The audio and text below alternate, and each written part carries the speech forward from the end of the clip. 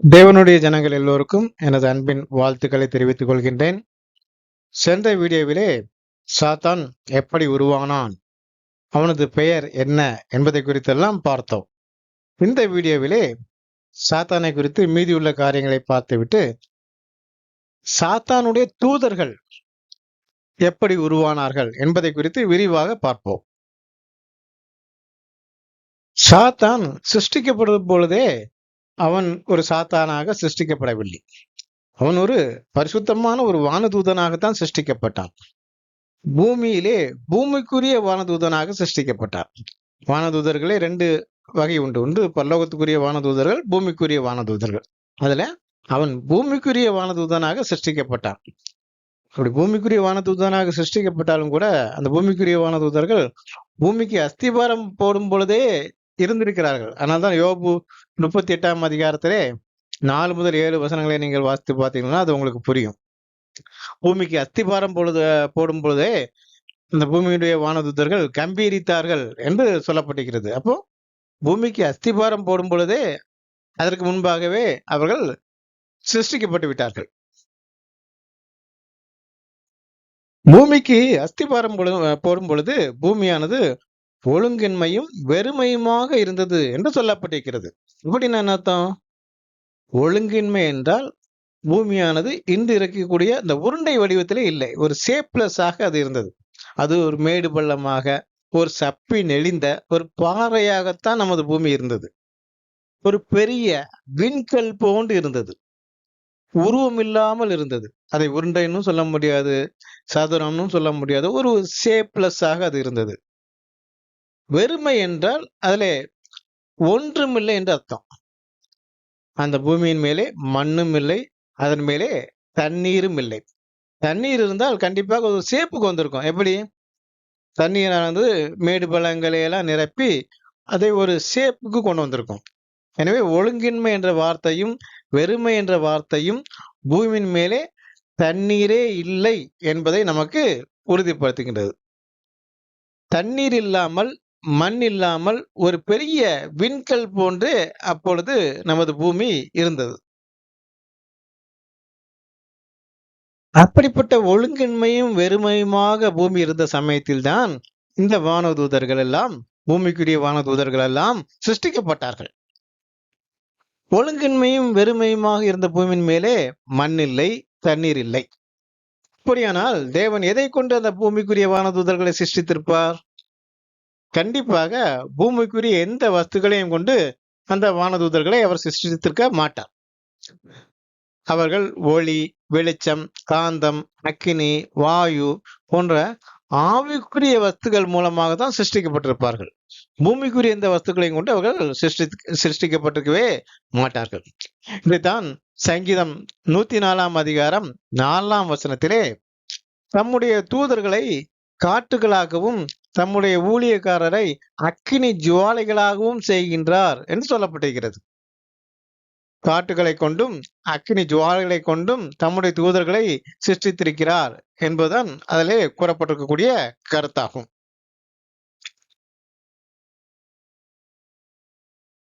காற்று அக்கினியை கொண்டு தேவன் எப்படி வானதூதர்களை சிருஷ்டிக்க முடியும்? இங்கே காற்று என்பது தவறான ஒரு மொழிபெயர்ப்பு. அதற்கு பயன்படுத்தப்பட்டிருக்கக்கூடிய எபிரேய வார்த்தை என்பது ருவா.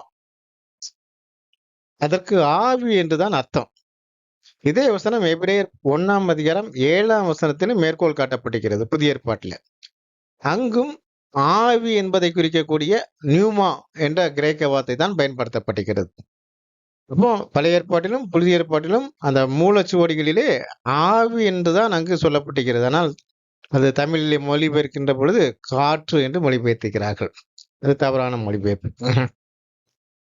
அதேபோல் அக்கினி என்பதை நாம் நெருப்பு என்று எண்ணக்கூடாது, பிரகாசம் என்று அதை நாம் புரிந்து கொள்ள வேண்டும். பிரகாசமான காரியங்களை கொண்டு, பிரகாசமான வஸ்துக்களை கொண்டு என்று நாம் அதை புரிந்து கொள்ள வேண்டும். அந்த முழு வசனத்தை நாம் எப்படி புரிந்து கொள்ள வேண்டும் என்றால், கண்ணுக்கு தெரியான ஆவியான பொருட்களினாலும் பிரகாசமான வஸ்துக்களினாலும் தேவன் வானதூதர்களை சிருஷ்டித்தார் என்பது அந்த வசனத்தை நாம் இந்த வசனத்தை புரிந்து கொள்ள வேண்டும். ஆவி, பிரகாசம் இவையெல்லாம் ஆவிக்குரிய வஸ்துக்கள். ஆவியும் பிரகாசமும் சேர்ந்ததுதான் வானதூதர்கள். எனவே அவர்கள் பூமிக்குரிய வானதூதர்களாக இருந்தாலும் கூட பூமிக்குரிய வஸ்துக்களால் அவர்கள் சிருஷ்டிக்கப்படாமல் ஆவி, பிரகாசம் போன்ற ஆவிக்குரிய வஸ்துக்களினாலே சிருஷ்டிக்கப்பட்டார்கள். கல் தோன்றி மண் தோன்றா காலத்தே வாளோடு முன் தோன்றிய மூத்த கொடி என்று தமிழர்கள் தங்களுடைய ஆதியின் பெருமையை குறித்து பேசுவார்கள். மண் தோன்றும் முன்னர் மண்ணால் சிருஷ்டிக்கப்பட்ட எந்த சிருஷ்டிப்பும் சிருஷ்டிக்கப்படவில்லை, சிருஷ்டிக்கப்பட்டிருக்க முடியாது என்பதை வேதத்தை விசுவாசிக்கக்கூடிய, தேவனை விசுவாசிக்கக்கூடிய நாம் எல்லோரும் கண்டிப்பாக ஏற்றுக்கொள்ள வேண்டும். ஏனென்றால் மண் இருந்தால்தான் மண்ணால் மனிதனை சிருஷ்டிக்க முடியும். மண் தோன்றுவதற்கு முன்னாலே அவனை எப்படி சிருஷ்டிக்க முடியும்? அதனாலே மண் தோன்றுவதற்கு முன்பாக மனுக்குலமானது சிருஷ்டிக்கப்படவில்லை. இந்த வார்த்தைகள் எல்லாம் எதனால் சொல்லப்பட்டது என்றால், தமிழர்கள் ஒரு பழமையான குடி என்பதை உணர்த்துவதற்காக சொல்லக்கூடிய ஒரு மிகைப்படுத்தப்பட்ட ஒரு வார்த்தை தான் அது. அது பழமையான குடி என்பதில் எந்த மாற்றமும் இல்லை. ஆனா சற்று மிகைப்படுத்தி அதை பேசுகின்றார்கள். உண்மையிலேயே கல் தோன்றி மண் தோன்றா காலத்துக்கு முன் தோன்றிய மூத்த குடி என்பது எது தெரியுமா சகோதரர்களே? இந்த ஆவிக்குரிய வஸ்துக்களால் சிருஷ்டிக்கப்பட்ட இந்த வானதூதர்கள் தான். அவர்கள்தான் கல் போன்று ஒரு பாறையாக இந்த பூமி இருந்த பொழுது அந்த பூமியிலே மண் தோன்றுவதற்கு முன்பாகவே ஆவிக்குரிய வஸ்துக்களை கொண்டு உருவாக்கப்பட்ட ஜீவிகளாக இருக்கின்றார்கள். அப்படி மண் தோன்றுவதற்கு முன்பாக சிருஷ்டிக்கப்பட்ட இந்த பூமிக்குரிய வானதூதர்களுக்கு, அந்த வானதூதர்களை தேவன் பூமிக்குரிய சிருஷ்டிப்பிலே அவர்களையும் பயன்படுத்துகின்றார். அந்த பூமிக்குரிய சிருஷ்டிப்பு நடக்கின்ற காலத்திலே ஒவ்வொரு காரியங்களை சிருஷ்டிக்கும் பொழுதும் வானதூதருக்கு அந்த சிருஷ்டிப்பு ஏன், எதற்காக சிருஷ்டிக்கப்படுகிறது, அதனுடைய காரியங்கள் என்ன, செயல்பாடுகள் என்ன என்பதை குறித்தெல்லாம் அவர்களுக்கு தெளிவாக விளக்குகின்றார். அதே போலதான் ஆதாம் ஏவாளை சிருஷ்டிக்கும் முன்னரும் கூட தேவன் ஆதாம் ஏவாளை எப்படி சிருஷ்டிக்கப் போகின்றேன், ஏன் சிருஷ்டிக்கின்றேன், அவருடைய பூமியிலே அவருடைய பங்கு என்ன என்பதையெல்லாம் குறித்து அந்த பூமிக்குரிய வானதூதர்களுக்கு தெரியப்படுத்துகின்றார். அதுதான் ஆதியாகமம் 1ஆம் அதிகாரம் 26ஆம் வசனத்திலே சொல்லப்பட்டிருக்கிறது. என்ன சொல்லப்பட்டிருக்கிறது அங்கே? பின்பு தேவன் நமது சாயலாகவும் நமது ரூபத்தின்படியேயும் மனுஷனை உண்டாக்குவோமாக என்று வானதூதர்களிடத்திலே அங்கு கூறுகின்றார். இப்போ தேவன், இயேசு, வானதூதர்கள் ஆகியோர் பரிசுத்தாவியை உடையவர்கள். அதனாலே அவர்கள் தேவசாயல். பரிசுத்தாவி இருந்தால் அது தேவசாயல். தேவன், இயேசு, வானதூதர்கள் எல்லாரும் பரிசுத்தாவியை உடையவர்களாக இருந்த காரணத்தினாலே அவர்கள் எல்லோருமே தேவனுடைய சாயலாக இருக்கின்றார்கள். அதே போல ஆதாமும் பரிசுத்த ஆவியை உடையவனாக தேவ சாயலிலே சிருஷ்டிக்கப்பட இருக்கின்றான் என்பதே ஆதாம் ஏவாளை குறித்து தேவன் வானதூதர்களுக்கு கூறிய முதல் காரியமாக இருக்கின்றது, முதல் தகவலாக இருக்கிறது. பூமியிலே அதுவரைக்கும் நிறைய மண்ணாலான உயிரினங்கள் சிருஷ்டிக்கப்பட்டன. கிட்டத்தட்ட எல்லா பூமிக்குரிய உயிரினங்களும் சிருஷ்டிக்கப்பட்டு முடித்து விட்டது, மனிதனை தவிர. கடைசியாகத்தான் ஆதாமை தேவன் சிருஷ்டிக்கின்றார். ஆனால் அதுவரைக்கும் மண்ணால் சிருஷ்டிக்கப்பட்ட எந்த உயிரினங்களுக்கும் தேவன் பரிசுத்தாவியை கொடுக்கவில்லை. அதாவது எந்த உயிரினங்களையும் தேவன் தேவ சாயலிலே சிருஷ்டிக்கவில்லை. எல்லாமே பரிசுத்தாவி இல்லாமல் மாம்ச சாயலிலே தான் சிருஷ்டிக்கப்பட்டன. ஆனால் மண்ணால் சிருஷ்டிக்கப்பட்டவர்களிலே ஆதாமிற்கு தான் தேவன் முதலிலே பரிசுத்த ஆவியை கொடுத்தார். தேவன் பரிசுத்த ஆவியுடன் ஆதாமை சிருஷ்டிக்கிறார்னு என்ன அர்த்தம்? பரிசுத்த ஆவி என்பது தேவனுடைய வித்து. 1 யோவான் 3ஆம் அதிகாரம் 9ஆம் வசனத்திலே சொல்லப்பட்டிருக்கிறது. இப்ப தேவனுடைய வித்தை யாரெல்லாம் உடையவர்களாக இருக்கின்றார்களோ, யாரெல்லாம் தேவனுடைய வித்தினால் பிறந்தார்களோ எல்லோருமே தேவனுடைய புத்திரர்கள். அவர்கள் தெய்வீக சரீரத்தை உடையவர்களாக இருந்தாலும் சரி, ஆவின் சரீரத்தை உடையவர்களாக இருந்தாலும் சரி, மண்ணான சரீரத்தை உடையவர்களாக இருந்தாலும் சரி, பரிசுத்தாவி ஒருத்தர் இருக்குன்னா அவர்கள் எல்லோரும் தேவனுடைய புத்திரர்கள். ஏனென்றால் பரிசுத்தாவி என்பது தேவனுடைய வித்து.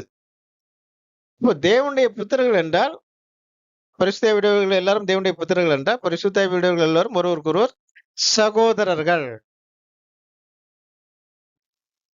ஆனால் மண்ணினால் சிருஷ்டிக்கப்பட போகக்கூடிய ஆதாமை தனது சகோதரனாக ஏற்றுக்கொள்வதற்கு சாத்தானானவன் வெட்கப்பட்டான்.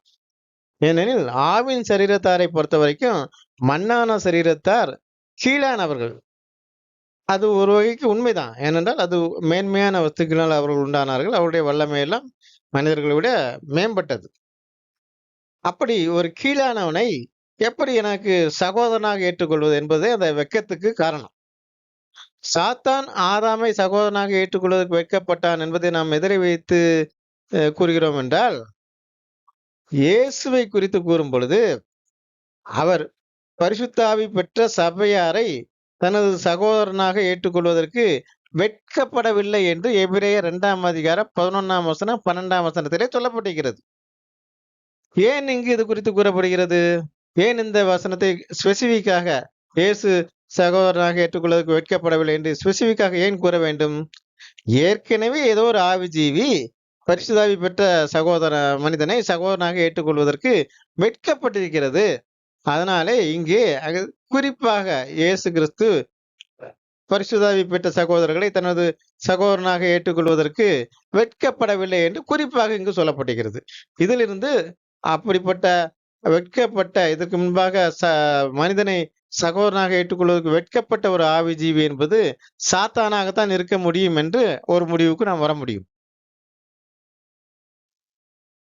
இப்படி பரிசுத்த ஆவியினால் அவர்கள் சிருஷ்டிக்கப்பட இருக்கிறார்கள், ஆதாம் ஏவாள் என்பது முதல் தகவல். அடுத்ததாக ஆதாம் ஏவாள் சிருஷ்டிப்பை குறித்து தேவன் வானதூதருக்கு என்ன சொல்கிறார்? அதே வசனத்திலே இருக்கிறது. ஆதியாகமம் 1:26 இருக்கிறது. என்ன சொல்லப்பட்டிருக்கிறது அங்கே?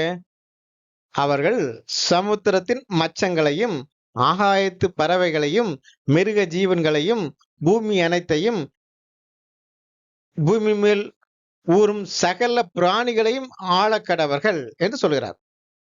இதன் அர்த்தம் என்ன? பூமியிலே ஆதாம் தான் ராஜாவாக இருப்பான், பூமியில் உள்ள சிருஷ்டிகள் எல்லாவற்றையும் ஆண்டு கொள்வான் என்பதுதான் அதோடைய அர்த்தம். அதுல பாத்தீங்கன்னா பூமி அனைத்தையும் என்று ஒரு வார்த்தை இருக்கிறது. பூமி அனைத்தையும் என்பதிலே பூமியில் உள்ள வானதூதர்களும் அடக்கம். வானதூதர்களையும் ஆதாம் ஆண்டு கொள்வான். வானதூதர்களுக்கும் ஆதாம் தான் ராஜா. அதனுடைய அர்த்தம் என்ன? வானதூதர்கள் ஆதாமிற்கும் அவனது சந்ததியருக்கும் பணிவிடை ஆவிகள் என்பது முதல் அர்த்தம். அடுத்ததாக ஆதாம் ராஜாவாக இருப்பதால் அவனுக்கு முன்பாக வானதூதர்களுடைய முழங்கால்கள் எல்லாம் முடங்க வேண்டும். இதையெல்லாம் குறித்து நாம் சென்ற வீடியோவிலே அதிகமாக பார்த்து விட்டோம்.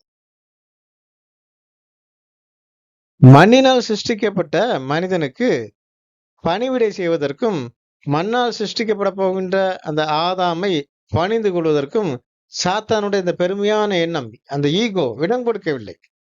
எனவே அவன் இன்னுமே சிருஷ்டிக்கப்படாத அந்த ஆதாமையும் அவன் சந்ததியரையும் பகைக்கின்றான், வெறுக்கின்றான். சாத்தான் பரிசுத்த ஆவியை பெற்றவன். பரிசுத்த ஆவியை பெற்றவர்கள் ஆவியின் பிரமாணத்துக்கு உட்பட்டவர்கள். தேவ சாயலானவர்கள் எல்லோருக்குமான பிரமாணம் எது? ஆவியின் பிரமாணம். ஆவின் பிரமாணத்துக்கு உட்பட்டவர்களுக்கு மனதிலே ஒருவனை வெறுத்து விட்டாலே அது கொலை குற்றமாகிவிடும். இனிமேல் சிருஷ்டிக்கப்பட இருக்கக்கூடிய ஆதாமையும் அவன் சந்ததியையும் அவன் மனதிலே பகைத்ததால், மனதிலே வெறுத்ததால் அவன் கொலை குற்றவாளி ஆகிவிடுகின்றான்.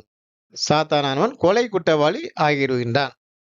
அதுதான் மனுஷ கொலை பாதகம். அவன் ஆதி முதல் மனுஷ கொலை பாதகனாய் இருக்கிறான் என்று சொல்லப்பட்டிருக்கிறதுல, அப்படியே அவன் கொலை பாதகன் ஆகிவிட்டான். அதனாலே அவனிலிருந்து பரிசுத்த ஆவியானது எடுக்கப்பட்டு விட்டது. ஒரு வில்ஃபுல்லான ஒரு பாவத்தை செய்யும் பொழுது பரிசுத்த ஆவி பெற்றவர்களிடத்திலிருந்து அந்த பரிசுத்த ஆவியானது எடுக்கப்பட்டு அவர்கள் மாம்ச சாயலாகி விடுவார்கள். அதே போல சாத்தானும் பரிசுத்த ஆவி எடுக்கப்பட்டதனாலே மாம்ச சாயலாகிவிட்டான். மாம்ச சாயல் தேவனுக்கு எதிரானது. அதனாலே தேவனுக்கு அவன் எதிராளியானான்.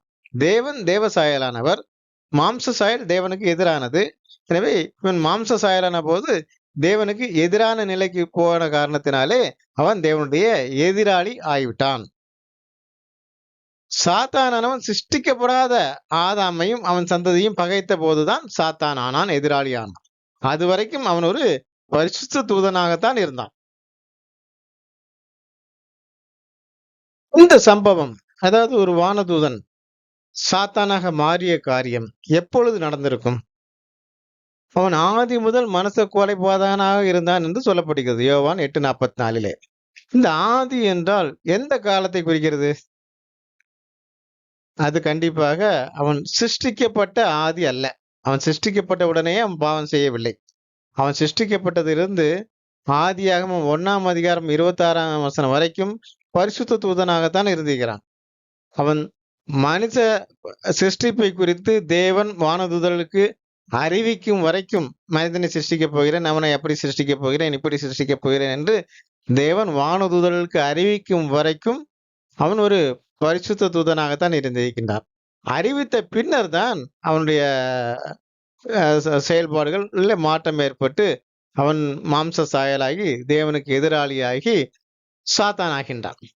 எனவே சாத்தான் ஆன ஆதி என்பது ஆதியாகமம் 1ஆம் அதிகாரம் 26ஆம் வசனத்துக்கும் ஆதியாகமம் 1ஆம் அதிகாரம் 27ஆம் வசனத்துக்கும் இடைப்பட்ட அந்த காலகட்டத்திலே தான் நடந்திருக்க வேண்டும். 1:26க்கும் 1:27க்கும் இடையிலே. எனவே யோவான் 8ஆம் அதிகாரம் 44லே சொல்லப்படக்கூடிய ஆதி என்பது அவன் சிருஷ்டிக்கப்பட்ட ஆதி அல்ல. தேவன் மனுக்குலத்தின் சிருஷ்டிப்பை குறித்து வானதூதர்களுக்கு அறிவித்த அந்த காலத்திற்கும் மனுக்குலம் சிருஷ்டிக்கப்பட்டதற்கும் இடைப்பட்ட காலமாகும். அதாவது ஆதியாகமம் 1:26க்கும் ஆதியாகமம் 1:27க்கும் இடைப்பட்ட காலம். அந்த காலத்தில் தான் சாத்தான் ஆனவன் உருவாகின்றான். சாத்தான் எப்பொழுதும் ஒரு தனியான ஒரு ஆளாக குறிப்பிடப்படவில்லை வேதத்திலே. சாத்தானும் அவன் தூதர்களும் என்று எப்பொழுதும் தூதர்களும் சேர்த்தே தான் குறிப்பிடப்படுகிறார்கள். இந்த சாத்தானுடைய தூதர்கள் யாரு? சாத்தான் மட்டும்தான் ஆதியிலே மனுக்குலத்தை பகைத்தானா, அல்லது அவனோடு சேர்ந்து ஒரு கூட்டத்தார் மனுக்குலத்தை பகைத்தார்களா? அவனோடு சேர்ந்து ஒரு கூட்டத்தாரும் பிசாசுகளாக மாறினார்களா? இப்படி நமக்குள்ளே பல கேள்விகள் ஏற்படுகின்றது. சாத்தானை மட்டும்தான் வேதம் ஆதி முதல் மனுஷ கொலைபாதகன் என்று சொல்கிறது. அவனது தூதர்கள் யாரையும் ஆதி முதல் மனுஷ கொலைபாதகர் என்று கூறவில்லை. எனவே சாத்தானோடு அவனது தலைமையிலே ஆரம்பத்திலேயே ஒரு வானதூதர் கூட்டம் விழுந்து போயிருப்பதற்கு வாய்ப்பில்லை. சாத்தான் மட்டும் ஒரு தனி ஆளாகத்தான் முதலிலே விழுந்து போயிருக்கின்றான். சாத்தானை தவிர மற்ற எல்லா வானதூதர்களும் ஆரம்பத்திலே மனுக்குலத்துக்கு பணிவிடை ஆவிகளாக இருக்கவும், ஆதாமை ராஜாவாக ஏற்றுக்கொள்ளவும், ஆதாமை தொழுது கொள்ளவும் சம்மதித்திருக்கிறார்கள். ஆனால் சாத்தானானவன் தனக்கு ஒரு துணையான ஒரு கூட்டத்தார் வேண்டும் என்பதற்காக வானதூதர்களிலே ஒரு கூட்டத்தாரிடம் மனுக்குலத்துக்கு பணிவிடை செய்வதை குறித்து அதிருப்தியை ஏற்படுத்துகின்றான். இது உடனடியாக நடந்திருக்கும் என்று நாம் சொல்ல முடியாது. ஆனால் கண்டிப்பாக ஆதாம் சிருஷ்டிக்கப்படும் முன்னரே நடந்திருக்க வேண்டும். இப்படி சாத்தானால் வஞ்சிக்கப்பட்ட தூதர்கள் தேவனை எதிர்த்து கலகம் பண்ணுகிறார்கள். அதனாலே தேவன் அவர்களிடத்திலிருந்து கூட பரிசுத்தாவியை எடுத்து விடுகின்றார். அவர்களும் அதிலிருந்து மாம்ச சாயலாகி விடுகின்றார்கள். அதிலிருந்து இவர்கள் சாத்தானுடைய தூதர்கள் என்று அழைக்கப்பட்டார்கள். ஆதாம் சிருஷ்டிக்கப்படும் காலம் வரைக்கும் சாத்தான் வானதூதர்கள் மத்தியிலே தான் செயல்பட்டு கொண்டிருப்பான். அவனுக்கு முழு நேர வேலையே என்னதான்? மனுக்குலத்துக்கு கீழ்ப்படிவதிலிருந்து மனுக்குலத்துக்கு பணிவிடை ஆவிகளாக இருக்கின்றார்கள் என்ற அந்த காரியத்தை அவர்களுக்கு எடுத்து கூறி அதிலே அதிருப்தி உண்டு பண்ணி அவர்களை மனுக்குலத்துக்கு எதிராகவும் தேவனுக்கு எதிராகவும் திருப்பக்கூடிய வேலைகளைத்தான் அந்த ஆதாம் சிருஷ்டிக்கப்படும் வரைக்கும் சாத்தானானவன் ஈடுபட்டு கொண்டிருந்தான். அவன் எப்படி வானதூதர்களை வஞ்சித்திருப்பான்? யோவான் 8ஆம் அதிகாரம் 44ஆம் வசனத்திலே நீங்கள் பார்த்தீர்கள் என்றால், அவன் ஆதி முதல் மனுஷ கொலைபாதகனாய் இருக்கிறான் என்று சொல்லிவிட்டு, அவன் பொய்யனும் பொய்க்கு பிதாவுமாய் இருக்கிறான் என்று சொல்லப்படுகிறது. இந்த பொய்யானது ஏதேன் தோட்டத்திலே சாத்தான் சர்ப்பத்தின் மூலமாக கூறிய பொய் என்று நாம் நினைக்க கூடாது. ஆதியிலேயே அவன் மனச கொலைபாதகனான போது வானதூதர்களிடம் கூறிய பொய் தான் இந்த வசனத்திலே சொல்லப்பட்டிருக்கிறது. அவன் ஏதேன் தோட்டத்துக்கு முன்பாகவே வானதூதர்களே பொய் பேசி அவர்களை வஞ்சித்து விட்டான். ஏதேன் தோட்டத்துக்கு முன்பாகவே சாத்தானுடைய தூதர்கள் இருக்கிறார்கள். எனவே சாத்தானுடைய ஆதி பொய் என்பது ஏதேன் தோட்டத்திலே இல்ல, அதற்கு முன்பாகவே வானதூதர்களிடத்திலேயே கூறப்பட்டிருக்கிறது. ஏதேன் தோட்டத்திலே சர்ப்பம் மூலம் பொய் சொல்லி ஏவாளை வஞ்சித்தது போல, ஆதியிலே அவன் வானதூதர்களிடத்திலும் பொய் சொல்லி கண்டிப்பாக வஞ்சித்திருப்பான். எப்படிப்பட்ட பொய் சொல்லி அவன் வஞ்சித்திருப்பான்? இதை நாம் கொஞ்சம் யோசிக்கலாம். எப்படின்னா, ஏவாளிடத்திலே தேவனுடைய கற்பனையை மீறினால் உயர்வான ஒன்று உனக்கு கிடைக்கும் என்று பொய் சொல்கிறான். அதே போல ஆதியிலும் வானதூதர்களிடத்திலே தேவனது ஏற்பாட்டிற்கு எதிராக நீங்கள் நின்றால் இன்னமும் பெரிய நிலையை அடையலாம் என்றுதான் அவன் வானதூதத்திலே பொய் பேசியிருக்க முடியும். ஏன் மண்ணால் சிருஷ்டிக்கப்பட்ட மனிதனை ராஜாவாக ஏற்றுக்கொண்டு அவனுக்கு கீழ்ப்பட்டிருக்க வேண்டும்? எனது பக்கமாக வந்துடுங்கள், நாம் மனிதனையை கீழ்ப்படுத்தி அவனுக்கே ராஜாவாக இருப்போம். நம்மிடத்திலே மனிதனை விட அதிக வல்லமை இருக்கிறது, ஏன் அவனுக்கு நாம் கீழ்ப்பட்டிருக்க வேண்டும் என்று கூறி, அப்படிப்பட்ட ஒரு பொய்யை கூறி வானதூதர்களை வஞ்சித்திருக்கலாம். இப்படிப்பட்ட வஞ்சிக்கப்பட்ட கோடான கோடி வானதூதர்களிலே அவர்களை தேவனுக்கு எதிராக திருப்பி பரிசுத்த ஆவியை அவர்கள் இழக்கும்படி அவன் செய்தான். இயேசு ஒரு மனிதத்திலே இருந்த பிசாசிடத்திலே உன் பெயர் என்ன என்று கேட்கின்ற பொழுது லேகியோன் என்று சொல்கின்றார். லேகியோன் என்ன அர்த்தம்? 12,000 பேர் கொண்ட ஒரு படைப்பிரிவு தான் லேகியோன்.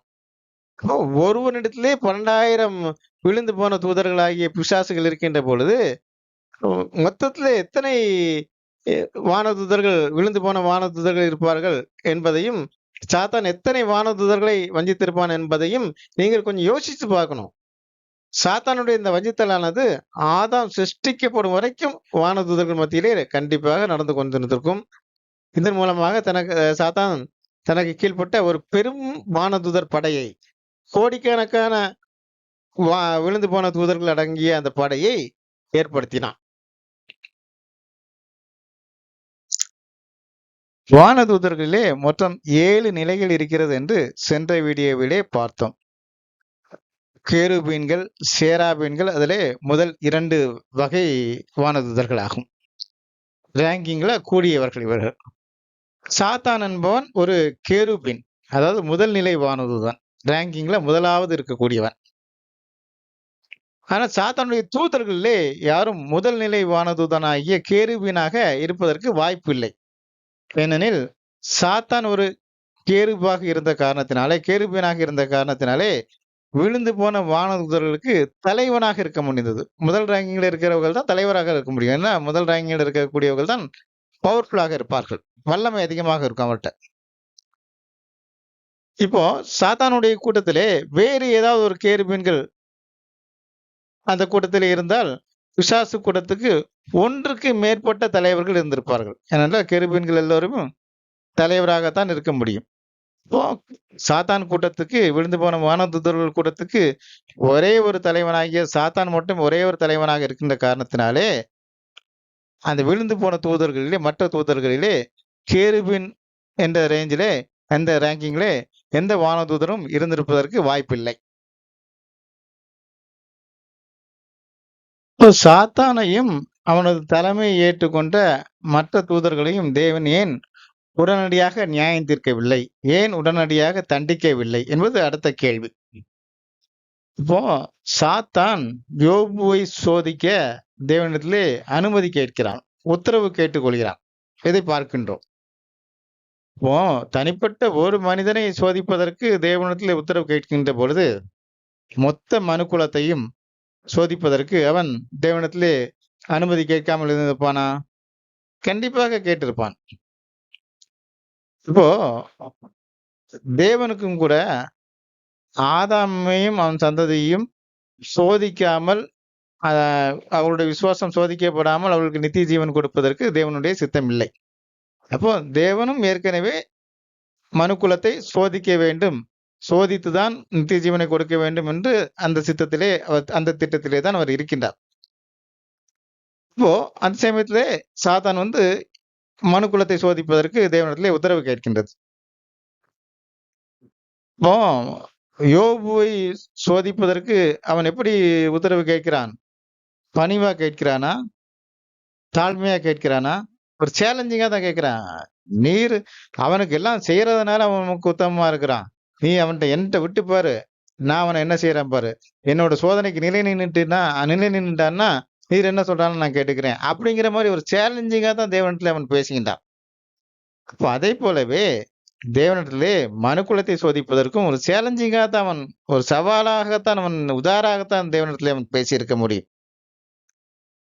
இப்போ அதனால்தான் தேவன் மனுக்குலத்தை சோதிப்பதற்கு ஏற்கனவே சோதிக்க வேண்டும்னு சித்தமா இருந்தார். இப்ப சரி இவன் மூலமாகவே நம்ம சோதித்து இவனை ஒரு கருவியாக நாம் பயன்படுத்திக் கொள்வோம். மனு இவனையும் அவனது தூதர்களையும் மனுக்குலத்தை விசுவாசத்தை சோதிப்பதற்காக ஒரு கருவியாக பயன்படுத்திக் கொள்வோம் என்று அந்த காரணத்திற்காகத்தான் தேவன் சாத்தானையும் அவனோட தூதர்களையும் தண்டிக்காமலும் நியாய தீர்ப்பு செய்யாமலும் இன்னும் விட்டு வைத்திருக்கின்றார். அடுத்த கேள்வி, தேவன் ஏன் ஒரு பாவியான சாத்தானையும் அவனோட தூதர்களையும் மனுக்குலத்தை சோதிப்பதற்கு அனுமதித்தார்?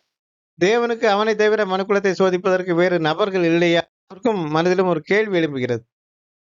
தேவனுக்கு சாத்தானை வைத்துதான் மனுக்குலத்திடம் விசுவாச சோதனை செய்ய வேண்டும் என்ற எந்த அவசியமும் இல்லை. ஒரு கல்லை வைத்து கூட மனுக்குலத்திடம் விசுவாச சோதனை செய்வதற்கு தேவன் வல்லமை உள்ளவராக இருக்கிறார். இப்ப சாத்தானுக்கும் அவனது தூதர்களுக்கும் அவர்கள் மரிக்கும் முன்னர் ஒரு பாடத்தை புகட்ட வேண்டும் என்பதும் அவர்களை விட்டு வைத்ததுக்கு ஒரு காரணமாக இருக்கிறது. என்ன பாடத்தை கற்றுக் கொடுக்க போகின்றார் தேவன் சாத்தானுக்கும் அவன் தூதர்களுக்கும்? நீ உன் ஆவியின் சரீரத்தை குறித்து பெருமை பாராட்டினாய். மண்ணால் சிருஷ்டிக்கப்பட்ட சரீரத்தை தாழ்வாக நினைத்தாய். ஆவியின் சரீரத்தில் சிருஷ்டிக்கப்பட்ட நீயும் உனது தூதர்களும் விசுவாச சோதனையிலே நிலை நிற்காமல் போனீர்கள். ஆனால் மண்ணிலிருந்து உருவாக்கப்பட்டவர்கள் விசுவாச சோதனையிலே ஜெயிப்பதை பார் என்பதே தேவன் அவனது தூதர்களுக்கும் கற்றுக் கொடுக்கக்கூடிய பாடமாகும். தகுதியானவர்களுக்கு தான் நான் தெய்வீக சரீரத்தை கொடுக்க போகின்றேன். அவர்களுக்கு அப்படிப்பட்ட தகுதியானவர்களுக்கு தான் ஆவியின் சரீரத்தார் பணிவிடை செய்ய போகிறார்கள். அப்படிப்பட்ட தகுதியானவர்களுக்கு தான் ஆவியின் சரீரத்தார் அவர்களை தொழுது கொள்வா இருக்கிறார்கள் என்று சாத்தானுக்கும் அவன் தூதருக்கும் உணர்த்துவதற்காகத்தான் சாத்தானை மனுக்குலத்தை சோதிப்பதற்கு தேவன் அனுமதிக்கின்றார். தான் தகுதியானவர்களுக்கே வானதூதர்களை கீழ்ப்படுத்தியிருக்கிறேன் என்பதை சாத்தானுக்கும் அவன் தூதர்களுக்கும் கற்றுக் கொடுப்பதற்காகவே மனுக்குலத்தை சோதிப்பதற்கு சாத்தானுக்கும் அவன் தூதர்களுக்கும் தேவன் அனுமதி கொடுக்கின்றார். ஆனாலும் கூட தேவனுடைய உத்தரவு இல்லாமல் எந்த ஒரு தேவஜனத்தையும் சாத்தானானவன் சோதிக்க முடியாது. தேவஜனங்கள் சாத்தானையும் அவனோட சோதனையையும் ஜெயிப்பது என்பது தேவனே ஜெயிப்பது போன்றது. தேவனுக்கு ஜெயம் கிடைப்பது போன்றது.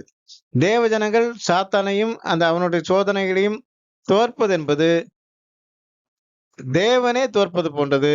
தேவனுக்கு தோல்வி கிடைப்பது போன்றது. இதை நாம் மனதில் வைத்துக் கொள்ள வேண்டும். சரி, இதுவரைக்கும் நம்ம ஃபர்ஸ்ட் பேட்ச் ஆஃப் சாத்தானுடைய தூதர்களை பார்த்தோம். சாத்தானுடைய தூதர்கள் 2 பேட்ச் இருக்கிறாங்க. இதுவரைக்கும் ஃபர்ஸ்ட் பேட்சை பார்த்தோம். இனிமேல் செகண்ட் பேட்ச் சாத்தானுடைய தூதர்கள் எப்படி உருவானார்கள் என்பதை குறித்து நாம் பார்த்து விடுவோம். அடுத்ததாக ஆதாம் சிருஷ்டிக்கப்படுகின்றான். ஆதாம் சிருஷ்டிக்கப்பட்ட சிறிது காலத்திலே ஆதாமை பாவத்திலே சாத்தான் விழ வைத்து விட்டான். சாத்தான் தேவனுடைய உத்தரவு இல்லாமல் ஆதாமை சோதித்தான் என்று நாம் எண்ணக்கூடாது. இதை நாம் எப்படி புரிந்து கொள்ளலாம் என்றால், ஆதாமின் சாயலான 2ஆம் ஆதாமாகிய இயேசுவினுடைய சோதனைகளிலிருந்து நாம் அறிந்து கொள்ளலாம். 2ஆம் ஆதாமாகிய இயேசு சாத்தானால் சோதிக்கப்படுவதற்காக தேவனே சாத்தானிடத்திலே அவரை அழைத்து செல்கின்றார். மத்தேயு 4ஆம் அதிகாரம் 1ஆம் வசனத்தில் சொல்லப்பட்டிருக்கிறது. அதே போல 1ஆம் ஆதாமை சோதிப்பதற்கும் தேவனது அனுமதியின் பேரிலேயே சாத்தான் சென்றிருப்பான். ஏவாள் மூலமாக சாத்தான் ஆதாமை சோதித்தான். அதுதான் சாத்தான் ஆதாமை சோதித்த முதல் சோதனை என்று எண்ணக்கூடாது. அதுதான் சாத்தான் ஆதாமை சோதித்த ஒரே சோதனை என்று நாம் எண்ணக்கூடாது. அதாவது ஆதாமானவன் சாத்தானது முதல் சோதனையிலே ஒரே சோதனையிலேயே விழுந்து விட்டான் என்று நாம் எண்ணக்கூடாது. 2ஆம் ஆதாமை முதலிலே வனாந்தரத்திலே சாத்தான் சோதிக்கிறான். நம்மள பலரும் என்ன நினைக்கிறோம்னா, அந்த வனாந்தரத்திலே இயேசு கிறிஸ்து சாத்தானால் 3 முறை சோதிக்கப்பட்டார் என்று தான் எண்ணுகிறோம். ஆனால் அது சரியான காரியம் தான், அர்த்தம் தானா? சரியான புரிந்து கொள்தல் தானா? நீங்கள் லூக்கா 4ஆம் அதிகாரம் 2ஆம் வசனத்தை வாசித்து பாருங்கள். 40 நாள் பிசாசினால் சோதிக்கப்பட்டார் என்று சொல்லப்பட்டிருக்கிறது. இப்ப இயேசுவை 40 நாளும் சாத்தானானவன் சோதிக்கின்றான். ஆனால் 40 நாள் முடிந்த பிறகான 3 சோதனைகள் தான் வேதத்திலே பதிவு செய்யப்பட்டிருக்கிறது. அதற்கு முன்னர் வனாந்தரத்திலே 40 நாளும் இயேசுவுக்கு நடந்த சோதனைகள் வேதத்திலே பதிவு செய்யப்படவில்லை. அதற்காக 40 நாளுக்கு முன்னர் இயேசுவுக்கு சோதனையிலே நடக்கவில்லை என்று நாம் சொல்ல முடியுமா? அப்படி சொல்ல முடியாது. ஏன்னா 40 நாளும் சோதிக்கப்பட்டார் என்று வசனம் சொல்கிறது. அதேபோல ஆதாமிற்கும் ஏவாள் மூலமாக சோதிப்பதற்கு முன்னரும் பல முறை சாத்தானால் சோதனை வந்திருக்கும். அவன் சோதிக்கப்பட்டிருப்பான். அந்த சோதனைகளிலே ஆதாம் வென்றிருப்பான் என்று நாம் உறுதியாக நம்பலாம். 40 நாட்கள் நடந்த இயேசுவின் சோதனைகள் எப்படி வேதத்திலே பதிவு செய்யப்படவில்லையோ, அதே போல அந்த ஏவாளினுடைய சோதனைக்கு முன்பு நடந்த ஆதாமுடைய எல்லா சோதனைகளும் வேதத்திலே பதிவு செய்யப்படவில்லை. பதிவு செய்யப்படவில்லை என்பதற்காக ஏவாளுக்கு முன்பாக ஆதாமுக்கு சோதனையே நடக்கவில்லை என்று நாம் நினைக்க கூடாது. எல்லா சோதனையும் கூட ஏவாள் மூலமாக சோதிப்பதற்கு முன்பாக நடந்த எல்லா சோதனையும் கூட ஆதாமை விசுவாசத்திலிருந்து பின்வாங்க செய்யக்கூடிய அந்த சோதனையாகத்தான் இருந்திருக்கும். அந்த எல்லா சோதனைகளையும் ஆதாம் வென்றிருப்பான். அந்த எல்லா சோதனைகளையும் சாத்தான் மூலமாகவே நடந்திருக்கும். ஆதாமும் ஏவாளும் பாவம் செய்ததால் பரிசுத்த ஆவியை இழந்து போனார்கள்.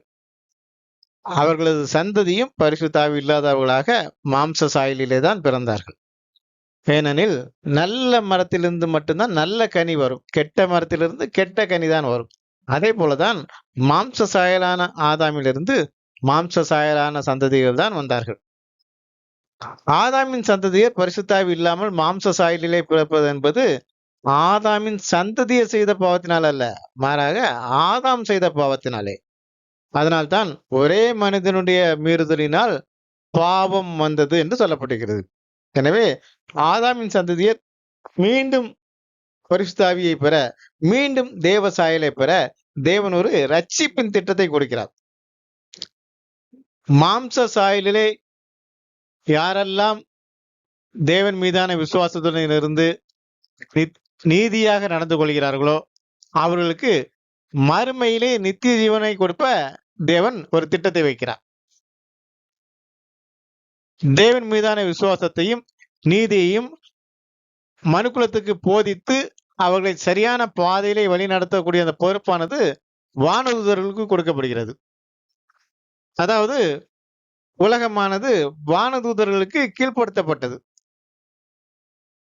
வானதூதர்கள் மூலமாக அந்த மனுக்குலமானது வழி நடத்துவதற்கு தேவன் அவர்களுக்கு கீழ்ப்படுத்துகின்றார். வானதூதர்களுக்கு மனுக்குலத்தை கீழ்ப்படுத்துகின்றார். அதனால என்ன ஆனது? மனிதர்களுக்கு கீழ்ப்பட்டிருக்க வேண்டிய வானதூதர்கள் அந்த வானதூதர்களுக்கு மனிதன் கீழ்ப்பட்டிருக்க வேண்டிய நிலைமை வந்தது. வானதூதர்களுக்கு கீழ்ப்பட்டிருந்த அந்த உலகத்தையே வேதமானது முதலாம் உலகம் என்றும் அப்பொழுது இருந்த உலகம் என்றும் கூறுகிறது. 2 பேதுரு 3ஆம் அதிகாரம் 6ஆம் வசனத்திலே பார்த்தீங்கன்னா அப்பொழுது இருந்த உலகம் என்று சொல்லப்படுகிறது. இப்போ ஆதாம் பாவம் செய்தலிருந்து அந்த ஜலப்பிரயம் வரைக்கும் உள்ள அந்த காலம் தான் அப்பொழுது இருந்த உலகம் அல்லது முதலாம் உலகமாகும். அந்த முதலாம் உலகம்தான் வானதூதர்களுக்கு கீழ்ப்படுத்தப்பட்டது. எதற்காக கீழ்ப்படுத்தப்பட்டது? அவளுக்கு தேவனை பற்றி அந்த அறிவை கொடுப்பதற்கும் தேவன் மேலே விசுவாசமா இருக்க வேண்டும் என்று போதிப்பதற்கும் அவர்கள் எப்படி நடந்தால் நீதியாக நடக்க முடியும் என்பது அந்த நீதியை போதிப்பதற்குமாக அந்த முதலாம் உலகமானது வானதூதர்களுக்கு கீழ்ப்படுத்தப்பட்டது. முதலாம் உலகமானது வானதூதர்களுக்கு கீழ்ப்படுத்தப்பட்டிருந்தது என்பதற்கு வேதத்தில் ஏதாவது ஆதாரம் இருக்கிறதா என்று நீங்கள் கேட்கலாம். எபிரேயர் 2ஆம் அதிகாரம் 5ஆம் வசனத்தை வாசித்து பாருங்கள். இனி வரும் உலகத்தை குறித்து பேசுகிறோமே, அதை அவர் தூதர்களுக்கு கீழ்ப்படுத்தவில்லை என்று சொல்கிறார். இனி வரும் உலகம் என்பது எது? மூன்றாம் உலகமாகிய மேசியாவின் ராஜ்யம். மொத்தம் 3 உலகங்கள் உண்டு. முதலாம் உலகம் என்பது ஆதாம் பாவம் செய்ததிலிருந்து ஜலப்பிரளயம் வரைக்கும் உள்ள உலகம். 2ஆம் உலகம் என்பது இப்போது இருக்கக்கூடிய இந்த உலகம். அதாவது ஜலப்பிரளயத்தில் ஆரம்பித்து இப்பொழுதும் தொடர்ந்து இருந்து கொண்டிருக்கிறது. அந்த உலகத்தில் தான் நாமும் வாழ்ந்து கொண்டிருக்கிறோம். 2ஆம் உலகத்தினுடைய கடைசி காலகட்டத்தில் நாம் வாழ்ந்து கொண்டிருக்கிறோம். இந்த உலகம் முடிந்தவுடன் பரம எருசலேம் பரலோகத்திலிருந்து இறங்கி வந்து பூமியிலே தேவ ராஜ்யத்தை ஸ்தாபிக்கும். அப்பொழுது பூமியிலே மனுஷர்கள் மத்தியிலே தேவன் வாசமாயிருப்பார். அதுதான் இனி வரக்கூடிய உலகம். அது மேசியாவின் உலகம். அந்த மேசியாவின் உலகத்தை கண்டிப்பாக தேவன் வானதூதர்களுக்கு கீழ்ப்படுத்தவில்லை. அது அதுதான் எபிரேயர் 2ஆம் அதிகாரம் 5ஆம் வசனத்துடைய தகவலாக இருக்கிறது. ஆமா, அது உண்மையிலே வானதூதர்களுக்கு கீழ்ப்படுத்தவில்லை. யாருக்கு கீழ்ப்படுத்தப்பட்டது அந்த 3ஆம் உலகம்?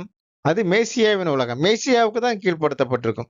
இயேசுவுக்கும் சபையாருக்கும் அந்த உலகமானது கீழ்ப்படுத்தப்பட்டிருக்கும். இப்பொழுது இருக்கக்கூடிய 2ஆம் உலகமும் வானதூதர்களுக்கு கீழ்ப்படுத்தப்படவில்லை. இப்போது யாருக்கு கீழ்ப்படுத்தப்பட்டிருக்கிறது உலகமானது? மனித ஆட்சியாளர்கள் தான் நம்மை ஆண்டு கொண்டிருக்கிறார்கள் இல்லையா? அப்ப பவுல் கூட சொல்றப்ப அதிகாரங்களுக்கு கீழ்ப்பட்டிருங்கள் என்று சொல்றாரு.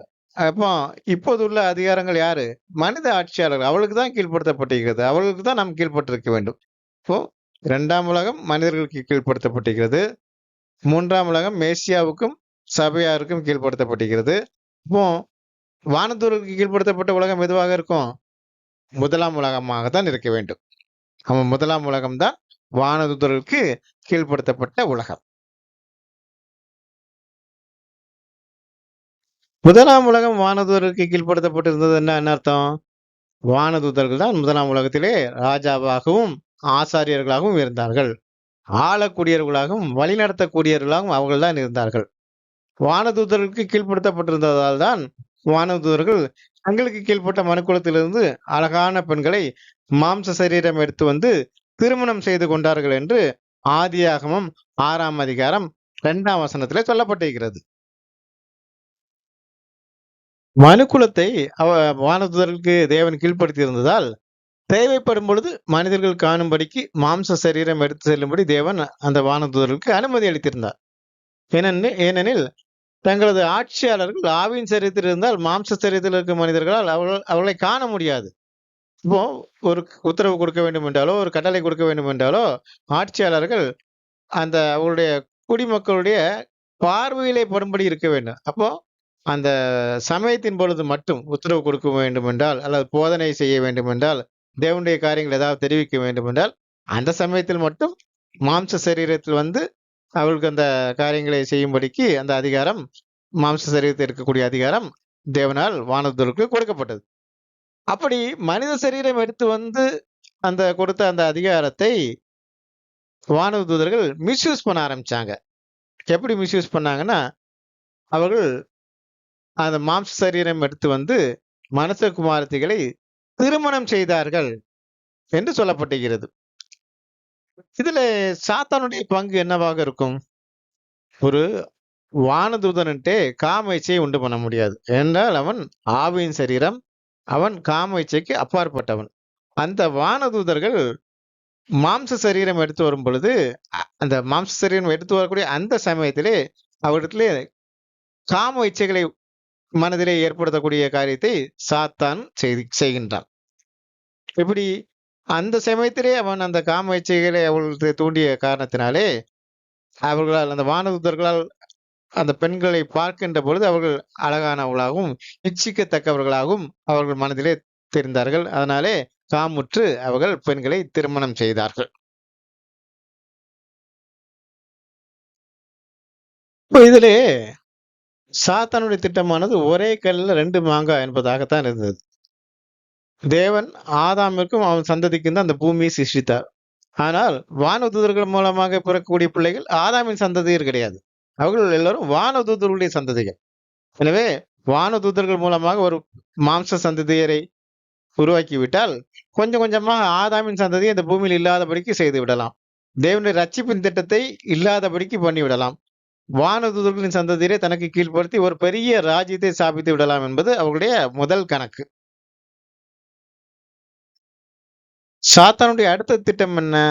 சாத்தானுக்கு அதுவரைக்கும் ஆவியின் சரீரத்திலேயே தான் தூதர்கள் இருந்தார்கள். அவன் தனக்கு மாம்ச சரீரத்திலும் தூதர்கள் வேண்டும் என்று நினைத்தான். வானதூதர்கள் எல்லாருமே ஆவின் பிரமாணத்துக்கு உட்பட்டவர்கள். ஆவின் பிரமாணத்துக்கு உட்பட்டவர்களுக்கு ஒரு சிறிய இச்சையோடு மனதிலே நினைத்து விட்டாலே பாவம் என்று மத்தேயு 5ஆம் அதிகாரம் 27, 28 வசனத்திலே சொல்லப்பட்டிருக்கிறது. இந்த பிரமாணமானது மா பரிசுத்த ஆவியை பெற்ற சபையாருக்கு மட்டுமல்ல, பரிசுத்த ஆவியை பெற்ற எல்லா ஆவி ஜீவிகளுக்கும் பொருந்தக்கூடியதுதான். எனவே மனுஷகுமாரத்திகளை இச்சையோடு பார்த்த உடனேயே வானதூதர்களிடத்திலிருந்து பரிசுத்த ஆவி எடுக்கப்பட்டு அவர்கள் மாம்ச சாயலாகி விடுவார்கள். அதன் மூலமாக அவர்கள் தங்களுக்கு மாம்ச ரீதியான தூதர்கள் ஆகி விடுவார்கள். மாம்ச சரீரத்திலான தூதர்கள் தனக்கு கிடைத்து விடுவார்கள் என்று சாத்தான் எண்ணினான். அவர்கள் சாத்தானுக்கு மாம்ச சரீரத்திலான தூதர்களும் ஆகிவிடுவார்கள். எப்படி? தேவன் தனது ஊழியத்துக்கு மட்டுமே வானதூதர்களுக்கு மாம்ச சரீரம் எடுத்து வருவதற்கு அனுமதி கொடுத்திருந்தார். ஊழியம் முடிந்தவுடன் அவர்கள் மாம்ச சரீரத்தை கலைத்துவிட்டு ஆவின் சரீரத்துக்கு உடனடியாக சென்று விட வேண்டும். நாம் பழைய ஏற்பாட்டில் கூட பல காரியங்களை பார்க்கின்றோம். பல நிகழ்ச்சிகளிலே வானதூதர்கள் தேவனது செய்தி மனிதர்களுக்கு தெரிவிப்பதற்காக மாம்ச சரீரம் எடுத்து வந்ததை பார்க்கின்றோம். அவர்கள் யாராவது தொடர்ந்து மாம்ச சரீரத்திலே இருந்ததை பார்த்திருக்கிறோமா? கண்டிப்பாக இல்லை. அவர்கள் தாங்கள் செய்ய வேண்டிய காரியத்தை, தேவன் தங்களுக்கு ஒதுக்கிய அந்த காரியத்தை செய்து முடித்த உடனேயே ஆவின் சரீரத்துக்கு சென்று விடுகிறார்கள். தங்களுடைய மாம்ச சரீரத்தை கலைத்து விட்டு ஆவின் சரீரத்துக்கு சென்று விடுகிறார்கள். இதைத்தான் நாம் பார்க்கின்றோம் பழைய ஏற்பாட்டு காரியங்களில். காரணம், அவர்களுக்கு தங்களுடைய ஊழியம் முடிந்தவுடனே ஆவின் சரீரத்துக்கு சென்று விட வேண்டும் என்பது தேவன் அவர்களுக்கு கொடுத்த கற்பனையாக இருக்கின்றது. அந்த கற்பனையை மீறி அவர்கள் தொடர்ந்து மாம்ச சரீரத்திலே இருந்தால் அவர்களுக்கு 2 தண்டனைகள் உடனடியாக கொடுக்கப்படும். ஒன்று, அவர்களிடத்திலிருந்து பரிசுத்த ஆவி உடனடியாக எடுக்கப்பட்டு அவர்கள் மாம்ச சாயலாகி விடுவார்கள். அடுத்ததாக, அவருடைய ஆவிக்குரிய சரீரத்தை அவர்கள் மீண்டும் எடுக்க முடியாதபடிக்கு அவருடைய ஆவிக்குரிய சரீரமானது தேவனால் அழிக்கப்படும். இது சாத்தானுக்கும் நன்கு தெரியும். அப்போ அவர்கள் மாம்ச சரீரத்தில் வரும்பொழுது அவர்களுடைய காம இச்சையை தோண்டிவிட்டால் அவர்கள் மனுஷகுமாரத்திகளை திருமணம் செய்வார்கள்.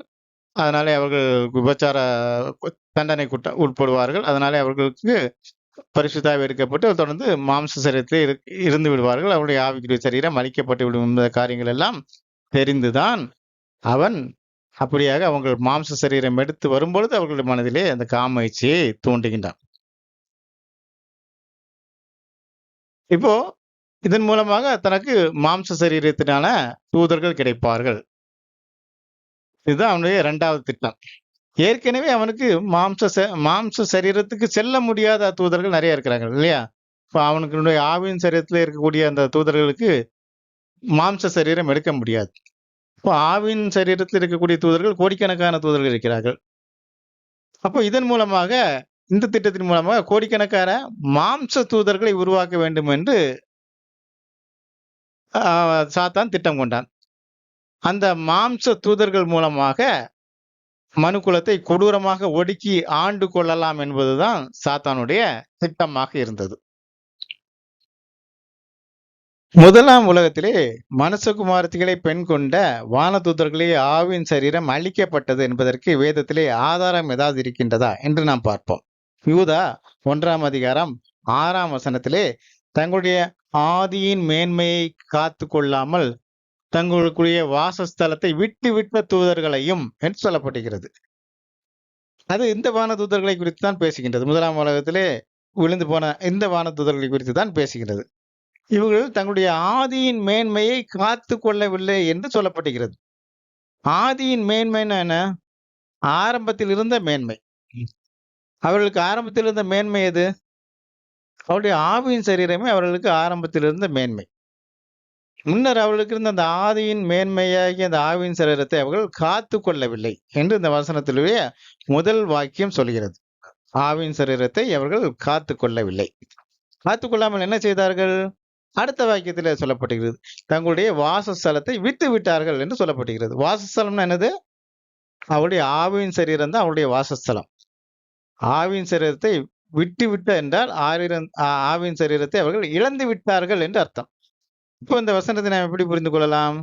முதலில் இருந்த தங்களுடைய மேன்மையான ஆவியின் சரீரத்தை காத்து கொள்ளாமல் அந்த சரீரத்தை இழந்து விட்ட தூதர்கள் என்ற அந்த வசனத்தை நாம் புரிந்து கொள்ள வேண்டும். எதனால் அவருடைய ஆவின் சரீரம் இழக்கப்பட்டது? பாவம் செய்ததால் முதல் காரியமாக தேவன் அவர்களுடைய ஆவின் சரீரத்தை அழித்து போட்டார். எனவே அவர்கள் மீண்டும் தங்களுடைய ஆவின் சரீரத்தை எடுத்துக்கொள்ள முடியாது. இப்படியாக முதலாம் உலகத்திலும் சாத்தான் தொடர்ந்து செயல்பட்டு தனக்கான மாம்ச சரீர தூதர்களையும் வானதூதர்களுக்கான மாம்ச சந்ததியையும் உருவாக்கினான். ஆதாமின் சந்ததி அல்லாத வானதூதர்கள் சந்ததியை உருவாக்கினான். இதன் மூலமா ஆதாமின் சந்ததியரை பூமியிலே கொஞ்சம் கொஞ்சமாக அழிக்க தொடங்கினான். முதலாம் உலகத்திலே பாவம் செய்த வானதூதர்களுக்கு 2 தண்டனை நாம் ஏற்கனவே பார்த்தோம். உடனடியாக கொடுக்கப்பட்டது. என்னது? பரிசுத்த ஆவியிலிருந்து எடுக்கப்பட்டது. அவருடைய ஆவின் சரீரம் அழிக்கப்பட்டது என்று பார்த்தோம். அவள் தொடர்ந்து மாம்ச சரீரத்தில் இருக்கும்படி ஆனார்கள். இன்னொரு தண்டனையும் கொடுக்கப்பட்டது. என்னென்றால் அவருடைய குடியிருந்த அவருடைய வாசஸ்தலத்திலிருந்து அவர்கள் துரத்தப்பட்டார்கள். அவர்கள் எந்த வாசஸ்தலத்திலே குடியிருந்தார்கள்? வானதூதருக்காக சிருஷ்டிக்கப்பட்ட அந்த வாசஸ்தலம் எது பூமியிலே? ஆழத்திலே இருந்த வெளிச்சம். ஆழத்திலே வெளிச்சம் உண்டாகட்டும் என்று தேவன் சொன்னார் இல்லையா? அந்த இருளிலே அந்த ஆழத்திலே முதல்ல இருள் இருந்தது. ஆழத்திலே வெளிச்சம் உண்டாகட்டும் என்றோன்னே அந்த வெளிச்சம் உண்டானது. அந்த வெளிச்சத்தில் தான் பூமியின் கீழ் உள்ள அந்த வெளிச்சத்தில் தான் வானதூதர்கள் குடியிருந்தார்கள். இப்போ அந்த பாவம் செய்தவுடன் மீண்டும் அந்த வெளிச்ச பகுதிக்கு அவர்கள் போகாதபடிக்கு அவர்கள் தடை செய்யப்பட்டு அந்த வெளிச்சத்திலிருந்து அவர்கள் வெளியேற்றப்பட்டார்கள். இதுதான் அந்த பாவம் செய்தவுடனேயே அந்த தூதர்களுக்கு கிடைத்த 3வது தண்டனையாக இருக்கின்றது. முதலாம் உலகத்தினுடைய முடிவிலே ஜலப்பிரளயத்தின் பொழுது அவர்கள் என்ன தண்டனையை பெற்றார்கள் என்று 2 பேதுரு 2ஆம் அதிகாரம் 4ஆம் வசனம் மற்றும் யூதா 1ஆம் அதிகாரம் 6ஆம் வசனத்திலே சொல்லப்பட்டிருக்கிறது. இவர்களையும் தேவன் உடனடியாக அழித்து விடவில்லை. ஆனால் தொடர்ந்து செயல்படவும் விடவில்லை. மகா நாளின் நியாய தீர்ப்புக்காக அவர்கள் அந்தகாரத்திலே அடைத்து வைக்கப்படுகிறார்கள் என்று யூதா 1ஆம் அதிகாரம் 6ஆம் வசனத்திலே சொல்லப்பட்டிருக்கிறது. அந்த அந்தகாரம் என்பதுதான் பூமியின் கீழே பாவம் செய்த வானதூதர்களை அடைத்து வைப்பதற்காக உருவாக்கப்பட்ட ஆழத்தினுடைய இருளான பகுதியாகும். நம்ம ஏற்கனவே பார்த்தோம். ஆழத்தினுடைய வெளிச்சமான பகுதியிலிருந்து அவர்கள் வெளியேற்றப்பட்டு விட்டார்கள் என்று. வெளிச்சமான பகுதியிலிருந்து வெளியேற்றப்பட்டு இப்பொழுது அவர்கள் ஆழத்தினுடைய இருளான பகுதியிலே அடைத்து வைக்கப்பட்டிருக்கிறார்கள் என்று இங்கு சொல்லப்பட்டிருக்கிறது. 2 பேதுரு 2ஆம் அதிகாரம் 4ஆம் வசனத்திலே அந்த வானதூதர்கள் நரகத்திலே அடைத்து வைக்கப்பட்டிருப்பதாக கூறப்பட்டிருக்கிறது. நரகம் என்பதற்கு பயன்படுத்தப்பட்டிருக்கக்கூடிய கிரேக்க வார்த்தை டாட்டரோ என்பதாகும். இந்த வார்த்தை இந்த ஒரே ஒரு இடத்தில் தான் வருகிறது. இந்த வார்த்தை கிரேக்க புராணங்களிலிருந்து எடுக்கப்பட்டதாக தெரிகிறது. கிரேக்க புராணங்களிலே பூமிக்கு அடியிலே இருக்கக்கூடிய இருளான பாதாளம் தான் டாட்டரோ என்று அழைக்கப்பட்டது. பேதுருவும் பூமிக்கு அடியில இருக்கக்கூடிய இந்த இருளான இடத்தை குறிப்பதற்கு அந்த கிரேக்க வார்த்தையை கிரேக்க புராணத்திலிருந்து எடுத்து இங்கு பயன்படுத்துகிறார். இங்கு நரகம் என்பது தவறான மொழிபெயர்ப்பாகும். இங்கு ஆழம் இல்லைன்றால் ஆழத்தின் இருள், இல்லை என்றால் பாதாளம் என்றுதான் அதை மொழிபெயர்த்திருக்க வேண்டும். அதனால நரகத்திலே அடைத்து வைத்திருக்கிறார் என்று நாம் எண்ணக்கூடாது. அந்த கெட்ட வானதூதர்களை அடைப்பதற்கென்று தேவன் பூமிக்கு அஸ்திபாரம் போடும் பொழுதே உருவாக்கப்பட்ட அந்த ஆழத்தினுடைய இருளான பகுதியிலே அடைத்து வைத்திருக்கின்றார். இந்த வானதூதர்கள் எல்லாம் மாம்ச சரீரத்திலே இருக்கக்கூடியவர்கள். இந்த மாம்ச சரீரத்தில் இருக்கக்கூடியவர்களை ஆழத்திலே அடைத்து வைக்க முடியுமா என்பது ஒரு கேள்வி.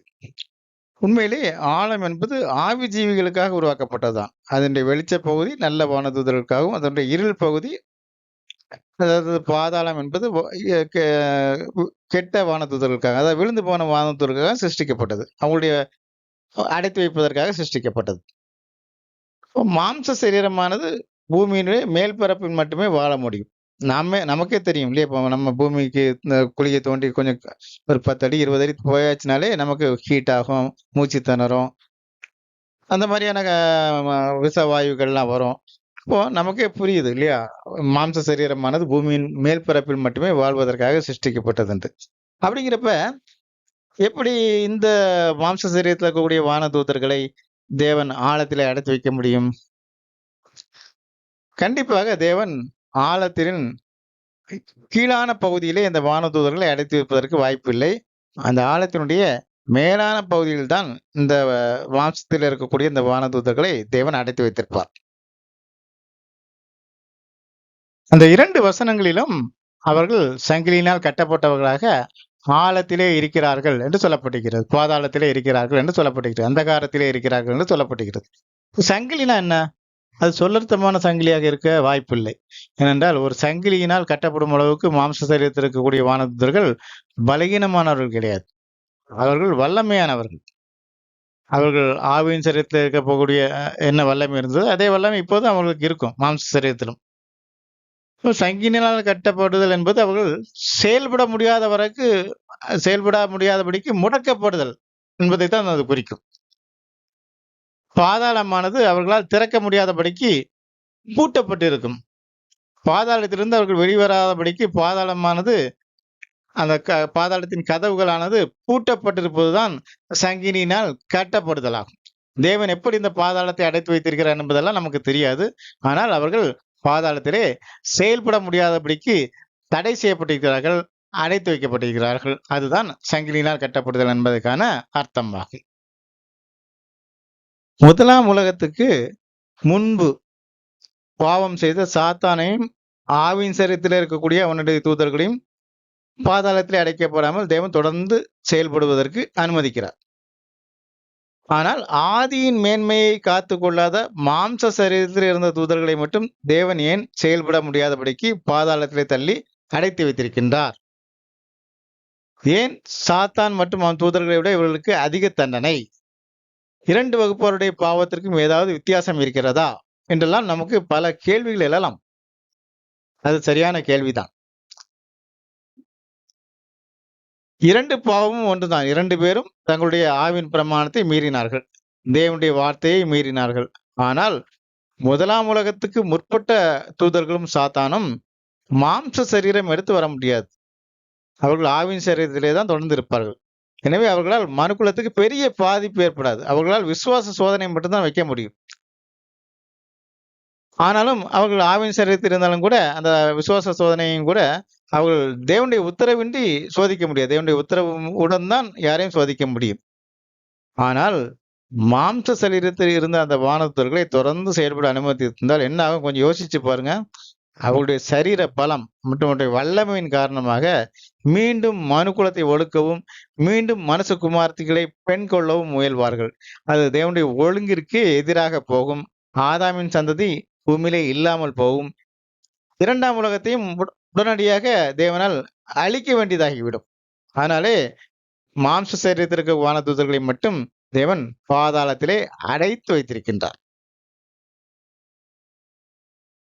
சகோதரர்களே, ஆதாமுக்கு இவ்வாறாக 2 வானதூதர் கூட்டத்தார் அவனுக்கு தூதர்களாக மாறினார்கள்.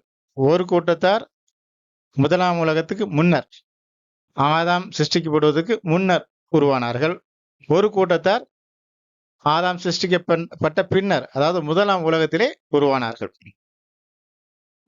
மாம்ச சரீரத்திலிருந்த முதலாம் உலக சாத்தானின் கூட்டத்தார் செயல்பட முடியாமல் முதலாம் உலக முடிவிலே கட்டப்பட்டு விட்டார்கள். முதலாம் உலகம் முடிந்த பின்னரும் கூட ஆவி ஜீவிகளான விழுந்து போன வானதூதர்களும் சாத்தானும் தொடர்ந்து செயல்பட்டு கொண்டே இருக்கிறார்கள். சாத்தானும் அவனது மற்ற தூதர்களும் கூட ஒரு காலத்திலே கட்டப்பட்டார்கள். அவர்கள் எப்பொழுது கட்டப்பட்டார்கள் என்பதை குறித்து 2ஆம் உலகத்திலே அந்த சாத்தான் மற்றும் அவனுடைய தூதர்கள் செயல்பாடுகள் என்ன என்பதை குறித்து நாம் வர இருக்கக்கூடிய வீடியோவிலே பார்ப்போம். தேவன் உங்கள் எல்லோரையும் ஆசீர்வதிப்பாராக. துதி கன மகிமை எல்லாம் தேவனுக்கே உரித்தாகட்டும்.